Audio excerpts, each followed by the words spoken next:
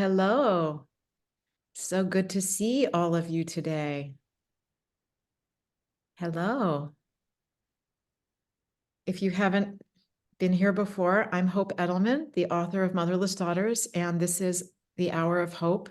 It is our free quarterly call for the Motherless Daughters community, and we interview and meet a new guest each time. Today, we're here with Susan Lieu, author of The Manicurist's Daughter, the book that I've been shouting about in your email box for a couple of weeks now. Oh, Christina, you'll need to screenshot us. What a cute photo. So yes, I'm going to introduce you to Susan in just a moment. People are filtering in. Oh, hi, Lynn. I'm seeing some faces. Franzi coming to us from Berlin, Germany. Good to see you. I've only got the strip across the top, so I can't see everyone, but I see lots of names over in the participants list, old friends and new ones as well. So yes, we are so very excited today to be here with author Susan Lieu, who is a playwright, a performer, and a memoirist. She's been described as an author who tells stories that refuse to be forgotten. And in her book, The Manicurist's Daughter, she talks about being the daughter of nail salon workers who was 11 years old when her mom died. She's going to tell you more about that. And she's here to talk with us today about her mom before her death, the death of her mom, what came after, being a performer. She has an autobiographical solo show called 140 Pounds, How Beauty Killed My Mother. And you'll find out why it's called that in a few minutes. So welcome to Hour of Hope. We're thrilled that you're here.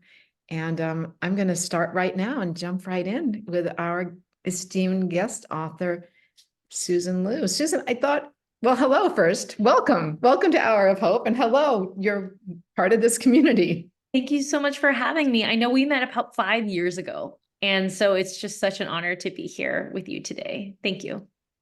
Absolutely. It's an honor to support writers, especially ones who have written books that are so as compelling as yours. And I thought for those who haven't read or ordered your book yet, and I hope people on this call will, I was wondering if you can tell us a little, why don't you fill us in a little bit on your backstory for anyone who hasn't read the book?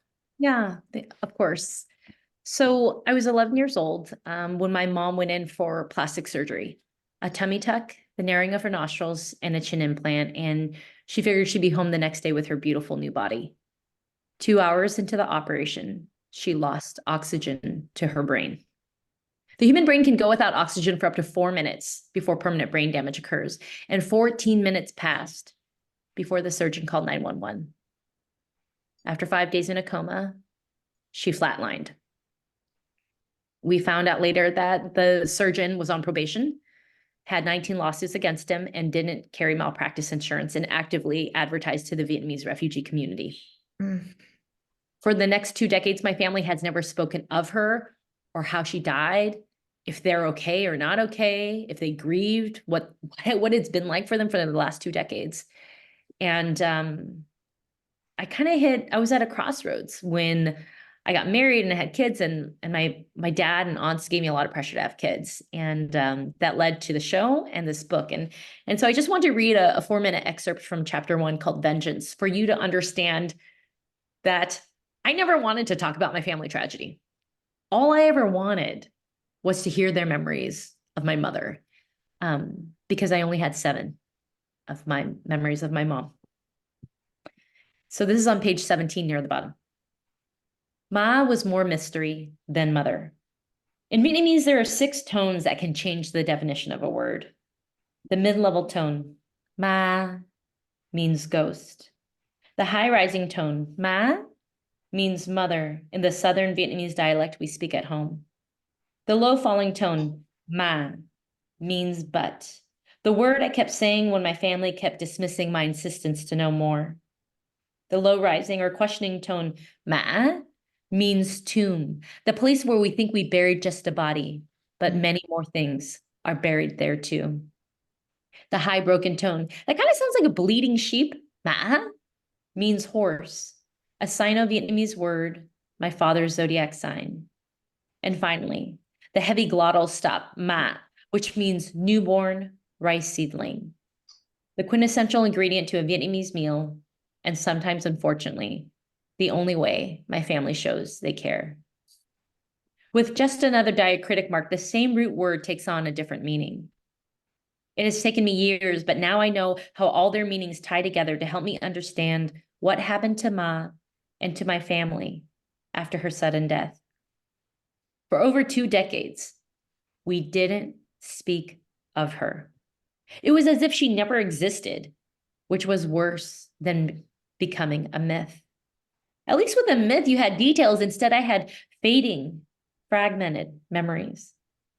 Perhaps sharing details would force my family to relive the pain of the past. Perhaps there was too much shame tied to how she died. But avoiding her altogether, that's how she truly died for me. As the youngest child, I felt like I never knew her and no one would let me in. They accused me of being too much of a baby, too emotional. Bỏ qua đi, said Ba with exasperation. Let it go. The verb bỏ is also used when throwing away trash. Có gì để nói? Whispered Yi Fung. What else is there to say? Live in the now, insisted Kang, my oldest sibling. Go wash your face, ordered Heng, my second oldest sibling, whenever I started to cry. Can we talk about something else? Squirmed Wendy, the next in line. Even though we were boat people who came to America in 1983, Ma's awful death made us refugees a second time in 1996. We had to rebuild our lives all over again, but instead of doing it together, as we had always done with Ma at the helm, each of us did it alone in silence. I've tried to process her death with therapists over the years, but retelling the narrative over and over again wears down even the steadiest of treadmills. Without my family providing me with more memories of Ma or joining me in processing the worst experience of our lives, I have been stuck, running in place, going nowhere. Mm. And that can make a person do crazy things, like join a cult, track down the killer's family, seek justice through the help of spirit channelers, and put on a touring one-woman show about my family tragedy. But I'll get to all of that later. 2 decades after we lost her, I was still trying to reconstruct who she was, but no one, not Ba, my siblings, or my mother's sisters, wanted to talk. On the brink of motherhood myself, I felt scared. How could I become a mother if I never knew my own? I still had so many questions. I wanted to know why my self-empowered feminist mother wanted plastic surgery. I wanted to know who she was and how I was like her. And most of all, I wanted to know if I could heal from this trauma when my family could not give me what I need. I was on the hunt for answers, and this was my attempt to resurrect her so I would never forget what my family is capable of and where we come from. Seeking the truth was how I would avenge my mother's death. I am the Manicurist daughter, and this is our story. Wow.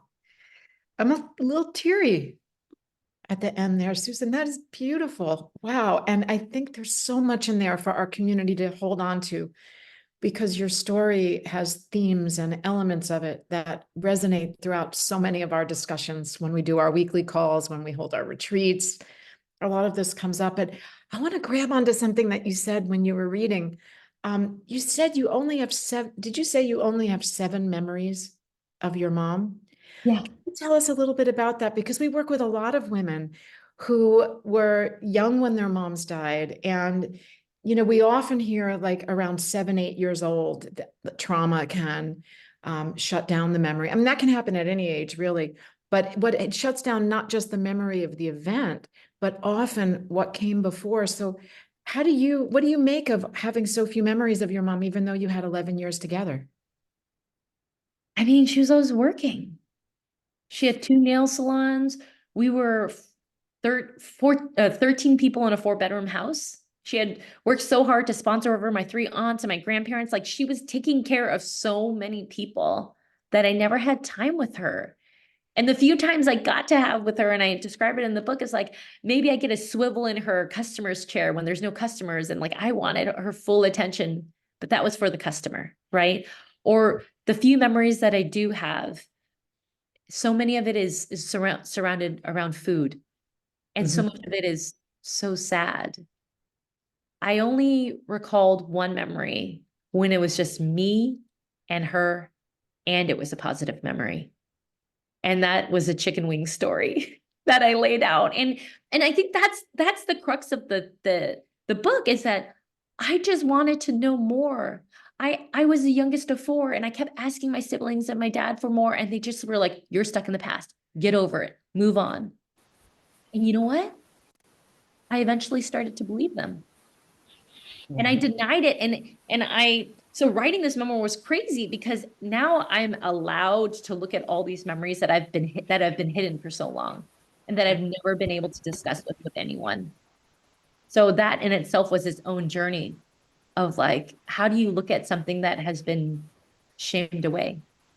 Absolutely. We talk about this so much, about the way that we internalize the cultural messages or the family messages we receive around grief, and then we take them on ourselves. But that creates this incredible internal conflict, almost a disconnect from, our external world and our internal world, because we know something really big has happened. We feel the need to express it, but no one's giving us permission to do it. So we stop giving ourselves permission. And I often think that writing about our losses, which is why I teach courses on writing about loss, is a way of giving ourselves permission to tell that story, to sit with that story, to externalize it, to share it. Did you go on this quest to know your mom before you started the book? Or had you finished it, do you feel, when you started writing the book, or was writing the book part of that process? Yeah, I mean, I think it was just like the pressure to have kids. And then at that point, I tried to track down the killer's family. I mean, if the family couldn't give me any answers, I was going to go get some resolution from the plastic surgeon. And then I found out he died. And then I tracked down his kids, because you can find anything on the internet. And I sent them letters. And then the daughter called me and left a voicemail that she wanted to talk. So for me, it was like, oh, this is going to be so great. I'm going to finally get closure. I'm going to get closure. Therapy was great, but I still needed that closure from my family. And if they weren't going to give it to me, I'll go to another family. Well, guess what? After I called her back, texted her so many times, sent her letters like, California statutes of limitations, it's been 20 years. I can't sue you. There's nothing. Don't be afraid. Maybe she got spooked by her brothers. Silent. Hope, how do you have an enemy if your enemy is dead? You know what I mean? Like, then I hit a wall, and I was like, oh, I guess this is just my dumb little quest, right? And I couldn't even tell my siblings that I was doing this. And I don't know, I hope that one day maybe you do hear from her when she's working through her own process.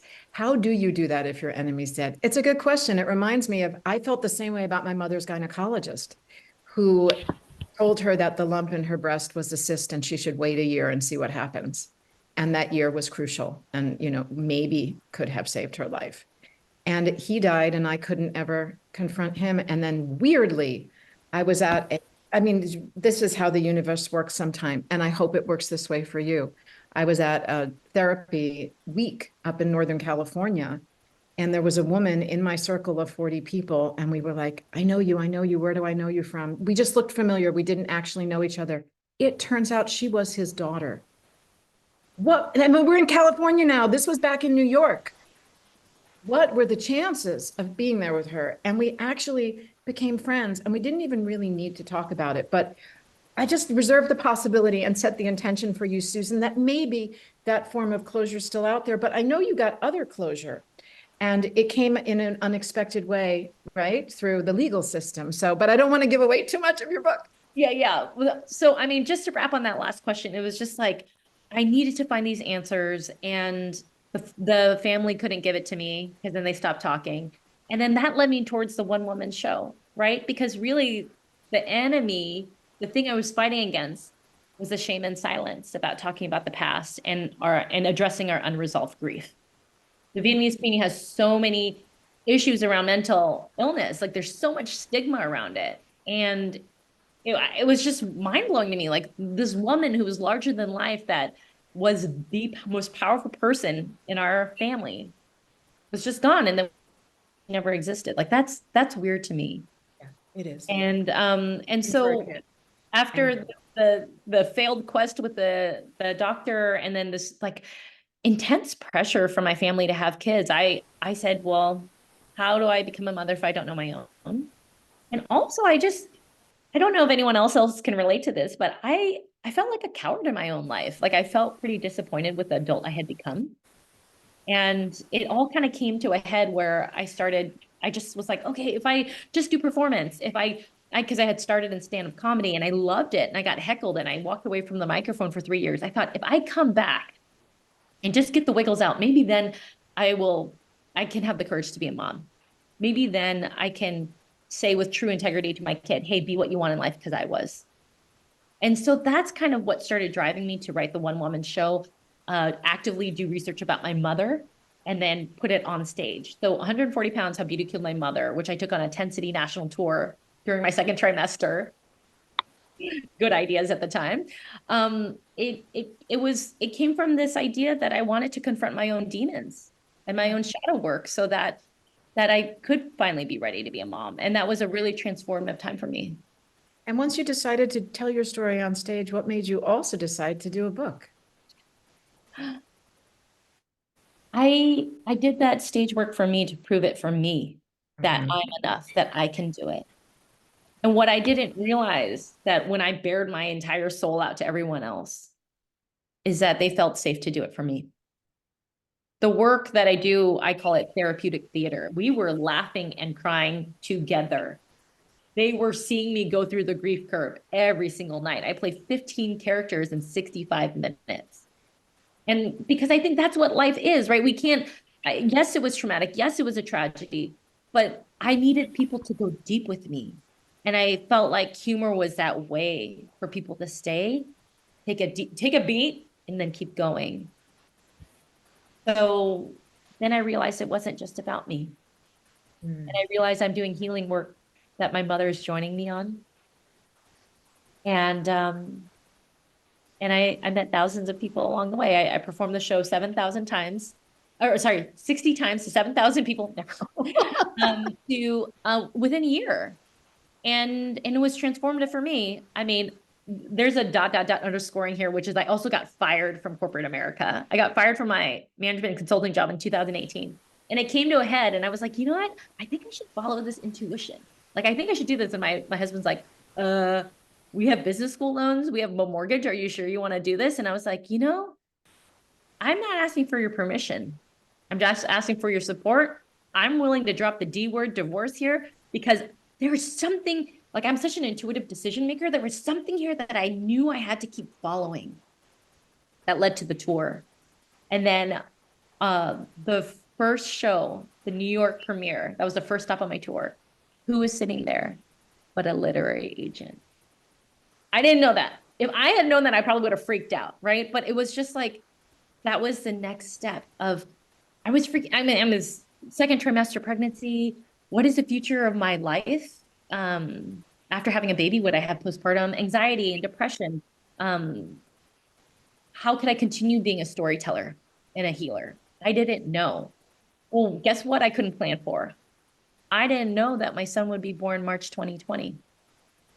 I didn't know the entire theater community would be obliterated. Right. So what was the future of my arts career? And I thought, well, I finally got a book deal. Let me write the book. Let me see if I can do this work, because also it would allow me to share my story, but also not be gone Thursday through Sundays performing on stage. Right now, this would be a more sustainable way as a mother to continue to do this work. So for me, I mean, I see myself as a multi-hyphenate storyteller. I don't see myself attached to one medium. I'm interested in doing film and TV eventually. And, you know, if you want to see the theater work, you can stream 140 pounds if you want to experience that too. I think Christina has that link and she'll share it in the chat box when she gets back. She's attending to a tech matter right now. Well, you know, it's like language, right? You're fluent in 2 languages or more, but you're also fluent in stage writing and memoir writing now. Because they're very different forms of writing. And I know there's quite a few people on this call who've taken my writing courses or are taking it right now. And I'm wondering, can you just share a little bit about writing for stage and performance versus writing a book? Because I've done some stage writing and whoa, it's just everything's different from the sentence structure to the timing to all of it. Yeah, I will underscore here, I do not have an MFA in theater or creative writing. I have an MBA, not as translatable. I mean, I think a lot of it was just messiness, iteration, lots of drafts. You know, I think the perfectionist mind wants to get it done first try. Mhm. But the question is do you even get the story in the through line? Have you peeled that onion deep enough? Have you presented complex 360 dimensional characters? I remember my director was like, Susan, you know, your siblings are kind of flat, you know, and I was like, but Sarah, how can I write something more when they're not telling me anything? How do I show the humanity in that? And she was Mhm. like, do you really think your mom died and they didn't feel anything? I was like, well, no, but I was like, but they don't show me any feelings. So how do I even know? And even talking about it is such a landmine with them, right? Mhm. So I think part of the process in writing is it's experimental. Yeah. For theater, I mean, I play 15 characters. And so I had to actually change my voice and physical positioning. I don't change costumes, right? I'm just changing my mannerisms, my tone, how I walk. And so I remember one rehearsal, she was just like, just be your mom. It was so hard. I was like, Sarah, this is impossible. And then she's like, yeah, but if you were. And so Wow. just having that space and time to do it, it was so scary. It was so scary. Another director was like, we're gonna break some eggs. Let's break some eggs and start metaphorically throwing them on the ground. Like just it's time to start breaking them. Let's make a mess. Let's just do it. And I think in that there's so much anxiety around the thinking about it, about the worrying about it. But once it's physically in my body and I'm moving and I'm writing and I'm finding collaborators to just read and highlight and be like, hey, this is really interesting. Can you tell me a little bit more about this? And I'm like, okay. I think for me, the hardest part of writing is there were so many stories, there were so many darlings that got killed. And both in theater and in writing the memoir, my coaches were like, Susan, trifecta. Don't forget the trifecta. I'm like, what's a trifecta? And they're like, a scene or a story only belong if it has you, your mom, and your family. And I was like, but and I gotta tell you, that filter really did weed it out and it helped me stick to the through line because there are so many stories about family. But let's go back to the core, right? Because on stage I only have 65 minutes. And then in this book, oh my God, I have 300 pages. Now that was the hard part, right? Because before I could do quick scene changes, but now I can really bring you into the world. You can like feel that like acrylic dust just like splash on your face when my aunts are like playing cards with my mom. You know, like it's just like I can create worlds for you now, which means I can't cheat them, which means I have to do all the historical research when no one talks, which means okay, what else? What other primary sources do I have? I have depositions. I have spirit channelers, which we will hopefully talk about. And I count them as primary sources once I've validated that my mother is on the other side talking to me, right? So I had to create this whole world when no one talks. And I think that was a challenge too. But I gotta say, there's power in iteration. And the 140 pounds as you see it is my 5th show. So all the 4 shows leading up to it is this learning that I did, like live learning about my family. I call those 5 drafts. We got the 5th show. There was a sequel called Over 140 Pounds, where I'm 8.5 months pregnant on stage, thinking about my own motherhood journey.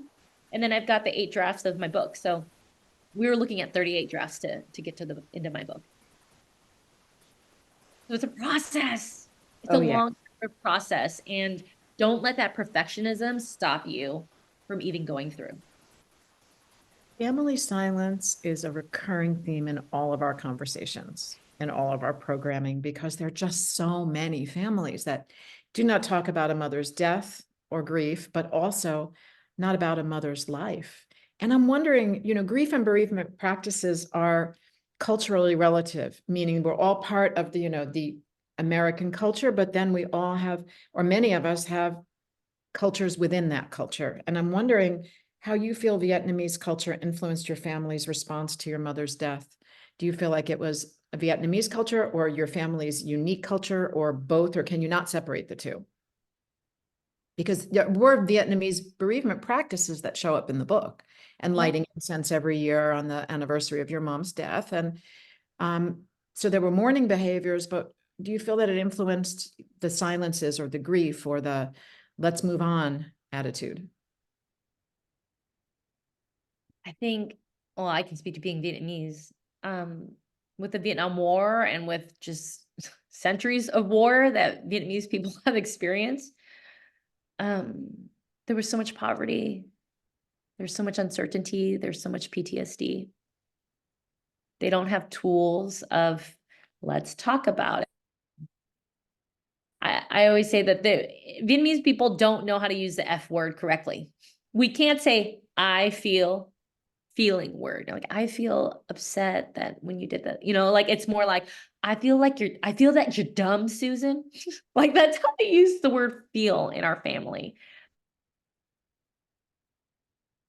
Of emotional intimacy and vulnerability. Can you still hear me okay? Yes, you popped out just for a moment, but now you're back. Okay, great. There's a lack of emotional intimacy and connection. And it's really it's showcased through food. But even that itself is fraught, right? Like it's like I made you your favorite, eat, and you're on your like second bite, and they're like, "Gosh, you're really fat," and you're so fat that no one's gonna love you, so you need to stop eating. Like it's like, but that is how they're actually being showing their care. So it's a very complicated culture. And there was so much shame tied to my mother's death. It was an elective surgery, Mhm. could have been prevented. I mean, this was 1996. There was no way to be like, I'm going to go on a website called the California Medical Board and look up someone's background, right? Like you'd have to go to a physical county public health office. But even then, like even now in 2024, record keeping across states and finding out backgrounds of doctors is actually really difficult. It's not integrated. Okay, so as much as we can say, my mother's death was shameful, yes, she also was under the hands of a negligent doctor. But even still, it was elective. And so I Mhm. think there's some shame around talking about that. Yeah. Um, so when a culture has been dealing with so much trauma their whole lives and so much poverty, do you dwell? Because if you dwell, maybe you can't actually survive. Right. And so this was my family's survival mechanism, Right. And it was to sounds not like talk about it. in this context, they were probably having reactivated trauma, relying on old coping skills. You were the recipient of the generational trauma. There was a lot going on there. Yeah. Yeah. So A lot for an 11-year-old to have to carry. yeah, and it was, and then the blame kept coming back to me. So then I was like, oh my God, it is my fault. Like what's wrong with me? Yeah. And to this day, it's like the trauma, if you don't move it, if you don't release it, it's gonna get lodged in you and it's gonna come out in pretty unproductive ways and toxic behaviors. And I think I had to own it through my own art to process it and to move it. And for different family members, like some have addressed it and some haven't. Right. And then it's how do we have compassion and hold people be and when they're trying to do their best, this is what their best is going to be. This is what they're capable of now. This is their way of protecting themselves. And I think for me, for my own journey around healing, is for the longest time, I thought they were withholding this information from me because I was a nuisance. I was bad. I was flawed. It was my fault. And I think after having a kid, I started to connect with, oh my God, is it that my father doesn't love me? Like, am I just such a problem in his life? That can't be. That can't be, because when I hold my son, I love him so much, without question. So there's got to be an ounce within my father that he does love me if he cannot communicate it. Mhm. And that was the beginning of repair for me. Yeah. All of my artistic work to that point was all about the intergenerational trauma. And once my son was born, I was like, I started doing my more, I didn't know I was going to do that much inner child work myself with between me and my dad, right? Because this memoir is not just about losing a mother. It's about losing a father that's alive. It's how do I know who I am if I don't have deep connection with both of my parents, if I don't know their truth when it's too traumatic to share. And so after I had my son, I was like, I started to do my work around my father, and I wasn't angry as much. I wasn't sad as much because phone calls with him are hard. They're Mm. still hard. I didn't call him after my book came out until my birthday last Tuesday because I figured he'd be nice to me on that day, you know? Because I'm still talking about the very thing he doesn't want me to talk about. Yet when I do that, I actually feel alive in my life. I felt like up until that point, upholding this culture of silence, I felt so dead. I felt like a zombie in my own life. And so I needed to flip that equation. I needed to flip the script. I had to change that narrative around that. And I didn't want to feel small anymore. I always followed my family's rules. That's what it means to be a good Vietnamese daughter, is to respect your elders. I'm the youngest of four. That means I don't have any opinions. I don't have any authority. Mm. And eventually I said, no, I'm going to choose a different family. I'm going to choose different set of value systems that make me feel alive and that I think helps other people feel alive. So I chose that path. And I think there was a big transformation once I had a kid. It's really struck me that in this quest to learn about your mom, you connected with your dad in a different way, and you've just mentioned that, but also with your siblings. And I can see in the chat box, there are a lot of questions about your siblings, and I'm wondering, would you say that's true? Do you feel like your relationship with them changed through this quest to learn about your mom? And if so, how? Yeah. So I have three siblings, Wendy, Hang, and Kang. Wendy and Kang um, have come to a number of post-show talkbacks after the theater show. I remember after the first run of 140 pounds, my sister watches the show with him, and I locked eyes with her during the show, and then like I forgot my line, but then I was like, oh, and I was like, I'm not gonna look at her anymore. So she leans over to my brother King after the show and said, was that really true? Did you pull the plug on mom? She didn't even know. Mm. She didn't even know. There were so many moments about our family narrative that both of them didn't know. And so as a true seeker in my family, it's like I finally put it together so that we could see it in its entirety. They came on stage to answer questions, and I didn't know what my searching did to them. My brother said, "Oh, well, Susan kept asking for these photos, and so now I put up an altar of mom because I started to revisit these photos, and I remembered her, and I finally put an altar of her in the kitchen, and now the kids light incense to her and ask her for help when we go do our judo tournaments." And then my sister started to text me more when she had dreams about mom, and she would tell me what she would say, and we would just kind of sit there and listen. So it sounds like giving yourself permission gave them a little more permission to open up, because they were influenced by the same messages that you were, right? Yeah. I mean, I will say every time I went to a spirit channeler or a psychic, we believe in that in our family because my dad was a spirit channeler, and everyone will just like circulate the recording and listen, but we won't have a discussion about it. But I know everyone will have listened, right? So there's this like a passive participation in a way around the work. Um this other brother, he has never come to any of the shows. He didn't read the book. Um but when his wife went to my show, she puts the program on the counter in the kitchen, and the next morning it's gone. I said, "Well, Gaina, what do you think happened there?" And she was like, "Oh, he put it in his safe."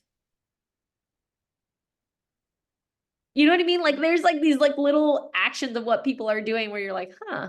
Or last Christmas, he just brought a photo album I had never seen before. He's like, here, I figured somebody would want to see it.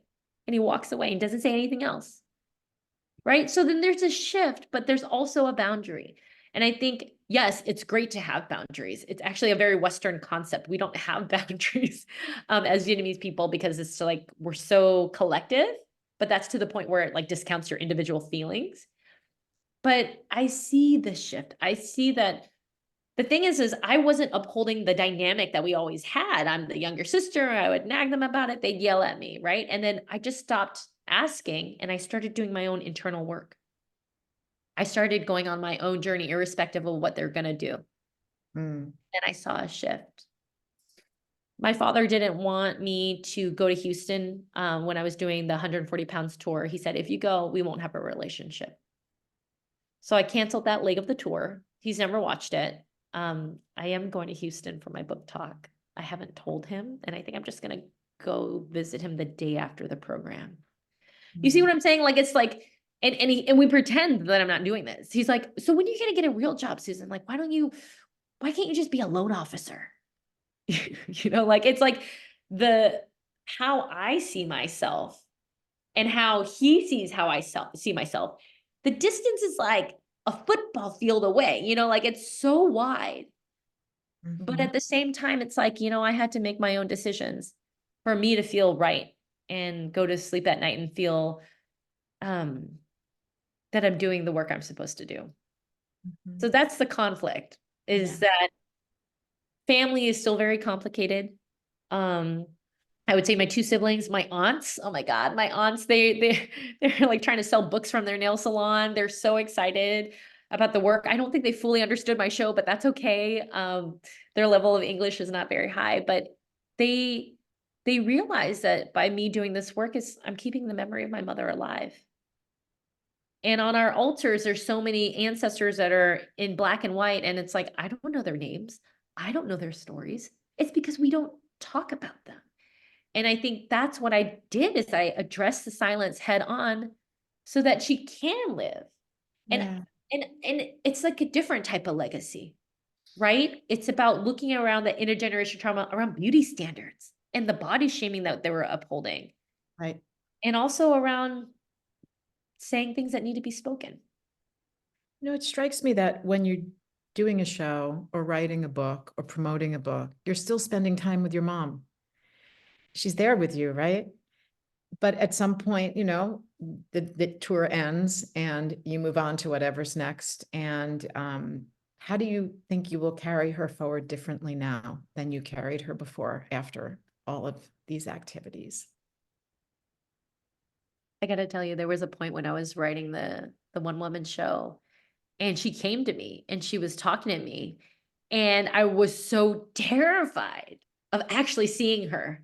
And it was crazy. Like I couldn't open my eyes. My heart was beating so fast. And she started talking to me and I capture all of this in the show and the book. And I finally get out of bed and I'm trying to look for her to see if she's in my apartment. And I'm terrified of seeing her, but yet I want to see her so bad. I used to be frightened of my mother. I was frightened of her when she was alive. Okay, she was a terrorizing woman. She was very powerful and very scary. And I was scared of seeing her while I was writing this show. Mm. Now I don't feel so scared. I have an altar in my office. And when I get nervous and scared and doubtful, because I do about all of this, I talk to her. I talk to her. I talk to her before I go to bed. I talk to her. Um, I don't think I would have been able to accomplish all of these things without her. I'm telling you, it was uncanny. Like the show was more than I thought it could be.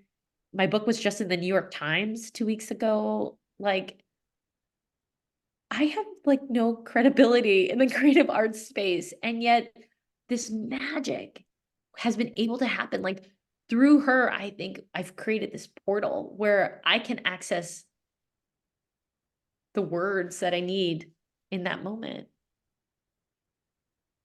I feel close to her now. I feel like I talk to her, I talk about her to my son.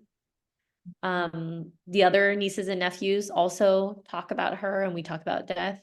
We go to her gravesite on her death anniversaries, and we're trying to normalize talking about grief, and I think that's the charter of the next generation, that now we're the aunties and uncles and parents, is like, well, that's how they did it then.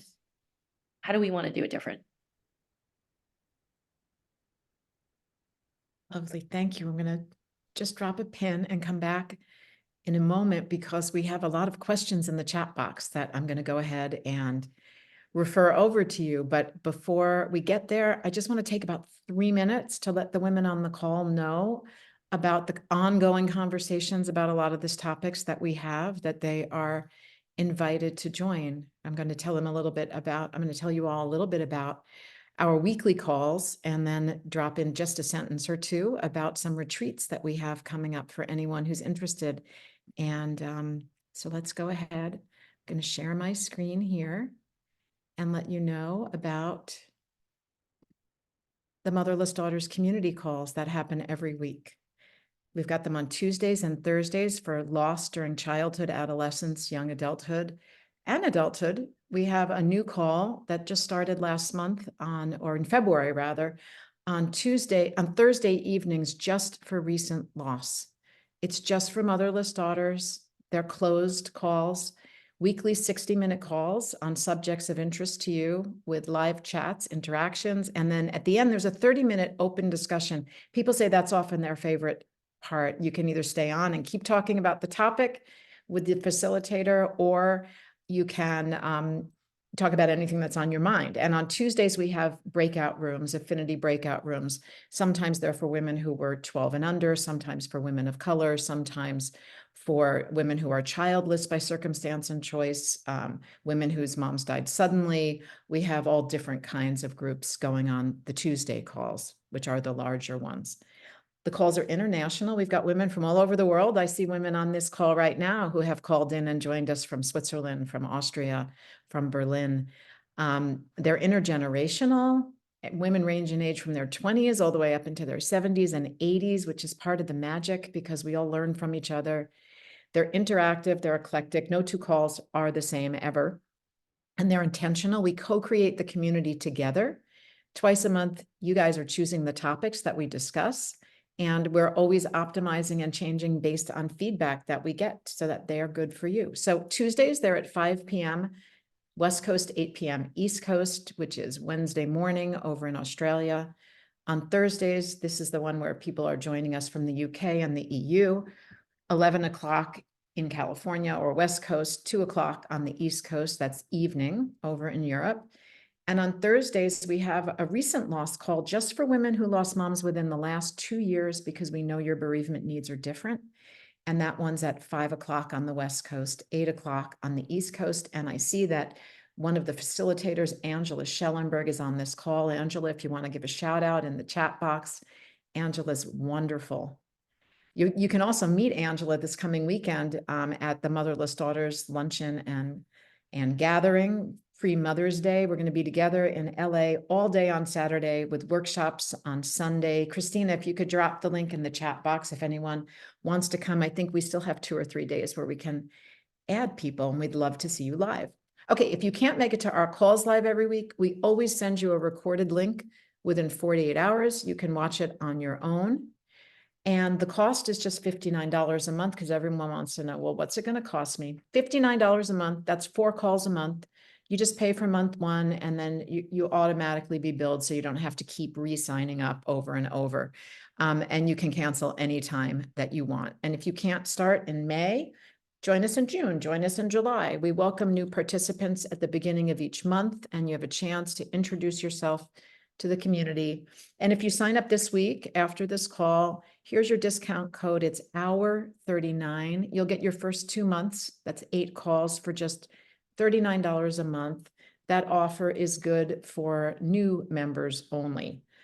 To join, you just go to motherlessdaughters.com, community calls. Christina will drop the link on the side. Remember to use your code to receive your $20 discount.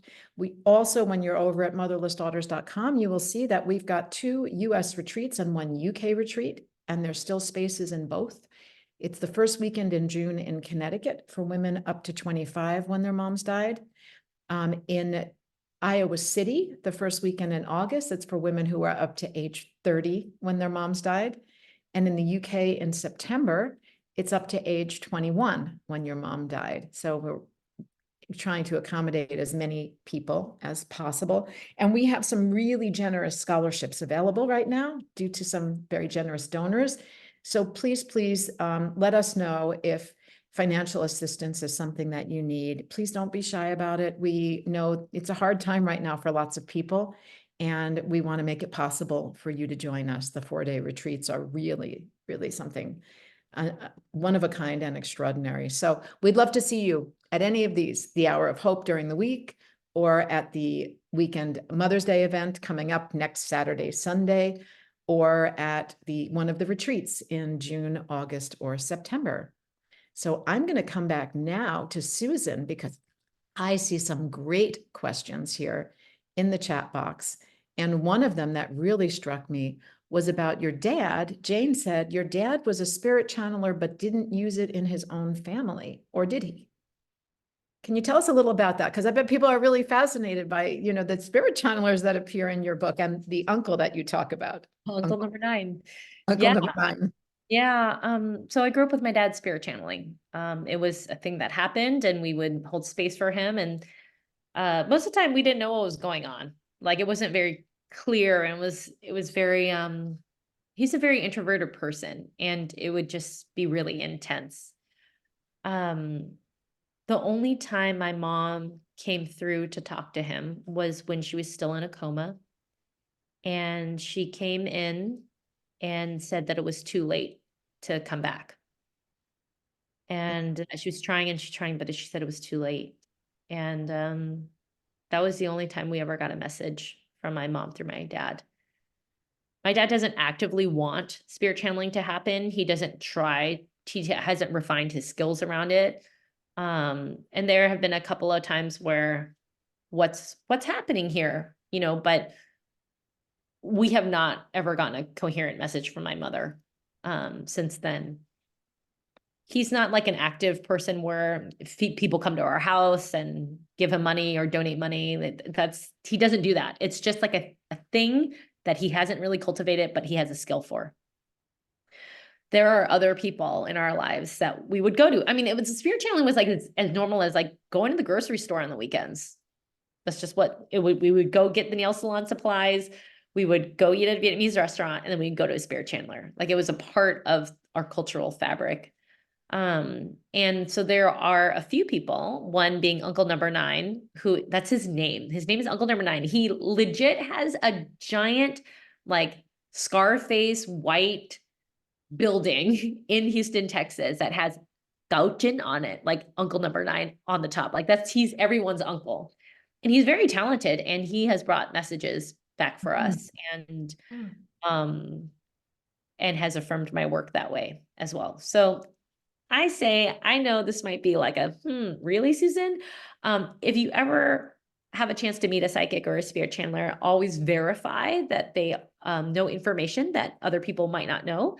And it's not like questions like, does my mother miss me? Because of course, like, sure, some people can play to your emotions. And yes, I've met fakes, but are there other ways that you can check their credibility before you have conversations, because it can actually be a very magical experience.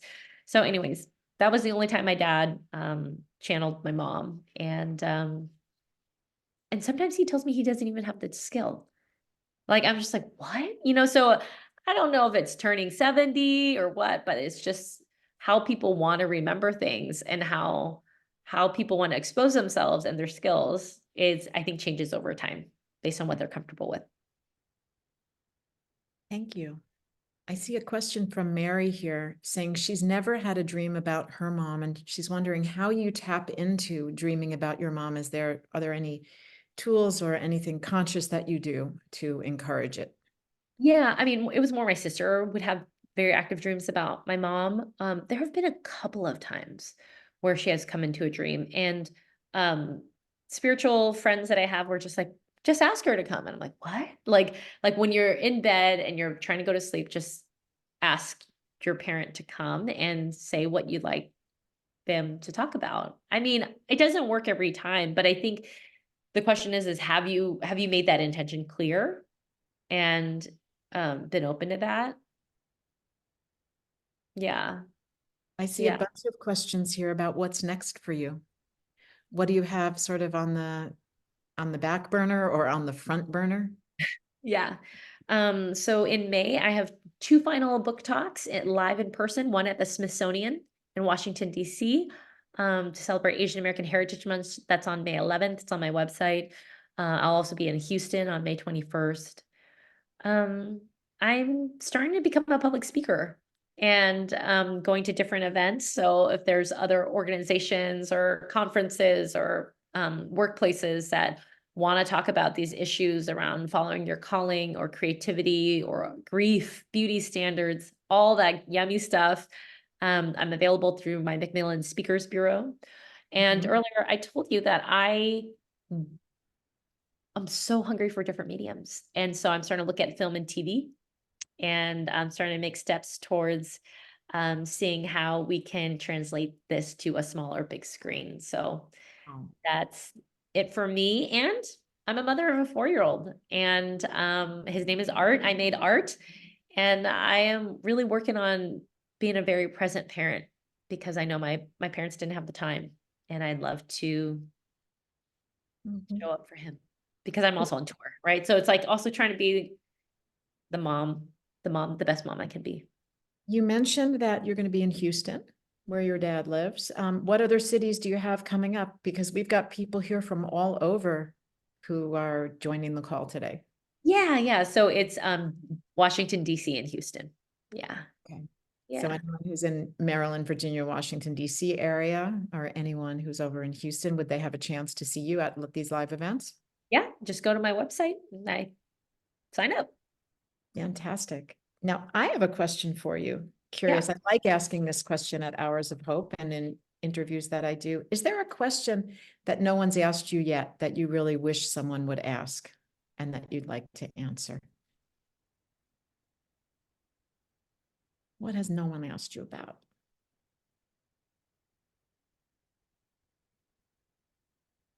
Do you feel scared doing all Something, of this? something you don't, excuse me?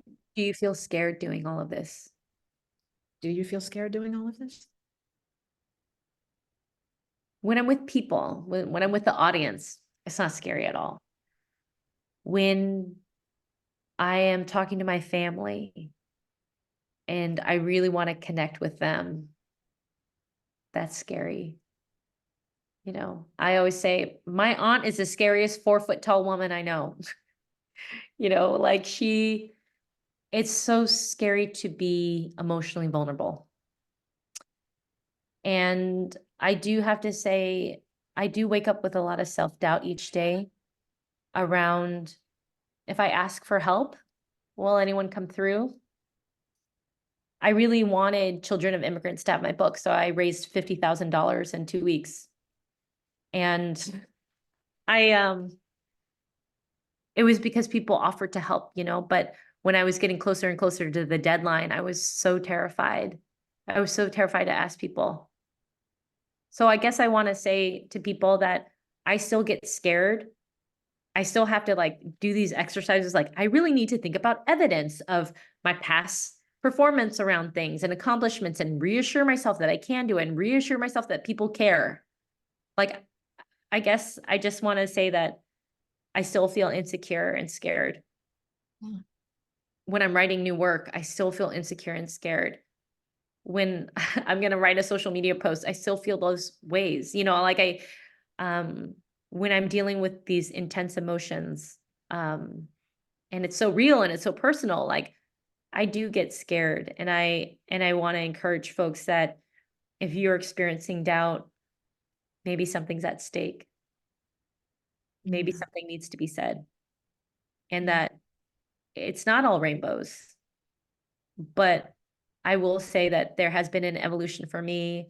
I'm so grateful to be in a healthy relationship with my husband and have a healthy relationship with my son.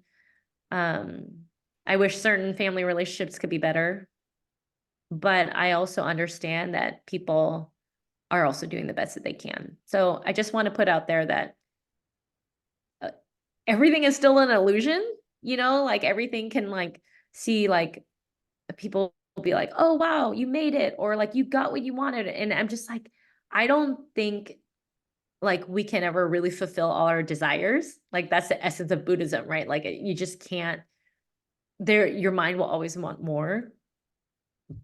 And that if you're feeling struggle and suffering, it's because you're human and it's natural and normal. Thank you so much for being honest and vulnerable about that. It comes with being not just a writer, but an artist and also a human being. So thank you so much. We're getting lots and lots of thanks over there in the chat box. It looks like we have time for maybe one more question.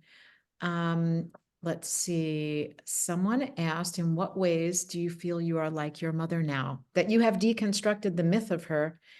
And in what ways did you discover ways that she's like you or you are like her that you weren't aware of before? A few times, people have reflected to me like, oh my God, you are your mother's daughter. Oh my God, you're so fierce like her. You're fearless. You can do it. You're so powerful. And I'm like, what? I don't feel that way. I know. But it's like my mother, like the only reason why we came to America is she started an underground lottery operation in Vietnam and won the lottery 3 times. She didn't even finish 9th grade. And somehow we had enough money to escape. And it was on the 6th attempt that they made it. And somehow we came to America and she had 2 nail salons. And somehow I watched Legally Blonde and then applied to Harvard. Like it was just like a series of the probability was so low of this all happening. And somehow I get to on this, like everyone has a story, but somehow I get to tell the story around marginalized manicurists and the fact that they are complex, complicated humans. And I get to tell that story now because of everything that my mother and my father have done. And so it's just, she was a baddie, and I'm a baddie too. And I just want to like also recognize that and celebrate that instead of always feel like, oh, I haven't gotten this yet, or I haven't, like, yeah, but then this hasn't happened. Like instead of dwelling in that sadness, my mother always said, Susan, I was like, Ma, what's your advice for living life? She's like, you have one heart, one mind, and 2 hands like everybody else. Do something with your life. You know what I mean? Like she didn't dwell on the fact like, oh, Susan, we're like low income people that and operating in a country where we don't know the language. Right? She was like, go make your destiny. Go manifest it. Go make it happen. And I think for me, as I've been just messily trying to figure out how I'm going to move forward as an artist and a storyteller, because this is my full-time job, I am feeling like I do walk in her heels, like that she was so bold and she was so fearless and that she didn't convince herself that she couldn't. I give advice to other artists. I'm like, stay naive.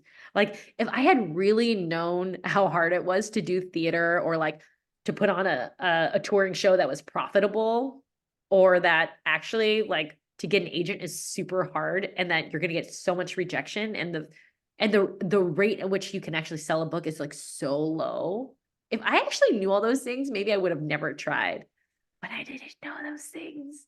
And I just kept going and going because I was led by my intuition.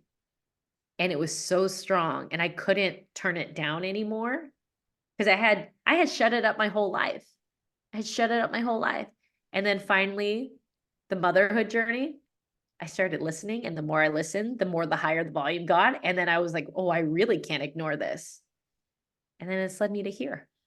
And I get to live the life of my dreams now. So stay naive. You know, one of the moments at the end of your book brought me to tears. It's called The Manicurist's Daughter apostrophe S. But your dad was your mom's business partner and also worked in the salons. And at the end, when you have this or develop this new understanding of your dad, I believe there's a moment where you say, I am the manicurist's with an apostrophe daughter, meaning that you are the product of both of them. And it's just such a beautiful emotional crescendo to the book. I just wanted to share that with you. And with everyone here, I mean, I cannot again recommend this book enough. You can find it online. If you're in Houston or Washington, D.C., you can come see Susan in person. Susan, I want to thank you so, so much for your time today and your honesty and your generosity.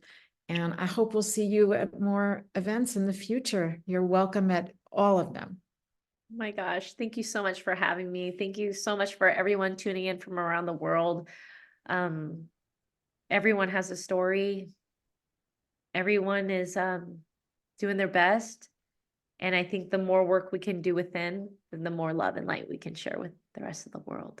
So thank you. I want to thank everyone who was here today also. We look forward to seeing you at future events. Christina just reminded me that we are live streaming the Saturday gathering. And if you'd like to join us online, you can still include your mom in our tribute video and be part of our circle of remembrance virtually. So please consider that if you'd like to be there online. Susan, again, thank you. It's been an honor. It's been a blessing to spend this hour with you. It was also a blessing to spend the hours with your book. I couldn't put it down. I stayed up late every night to finish chapters. So I'll see all of you, I hope, at future events or at the next Hour of Hope in 3 months from now. Susan, all best to you and your little guy, both you guys. Thanks. Okay. Goodbye, everybody. I'll see you soon.